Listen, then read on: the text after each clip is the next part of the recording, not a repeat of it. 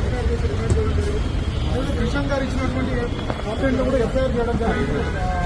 577 దాంట్లో రిమాండ్ చేయడం కూడా దాని మీద ఎంక్వైరీ చేస్తున్నామని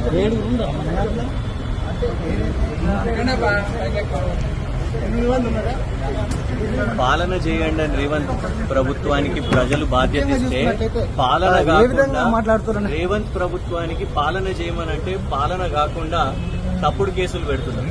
తెలుగు స్క్రైబ్ అనే సోషల్ మీడియా హ్యాండిల్ మీద యూఏపీఏ యాక్ట్ పెడతారు.